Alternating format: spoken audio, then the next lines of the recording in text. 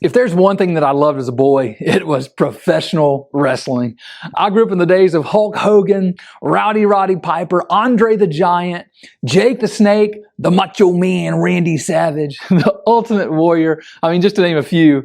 Man, I would get so stoked for WrestleMania or other events.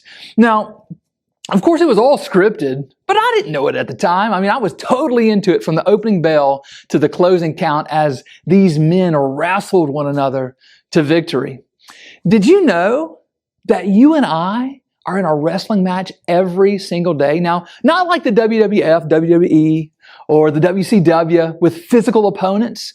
No, we're in a spiritual wrestling match. The Holy Spirit tells us in Ephesians 6, "For we do not wrestle against flesh and blood, but against the rulers, against the authorities, against the cosmic powers over this present darkness, against the spiritual forces of evil in the heavenly places." So that means that you and I have real, massive, and tough opponents. We can't see them, but they are wrestling with us, and so we wrestle back. We're in a battle with these dark forces. It's what might be called spiritual warfare.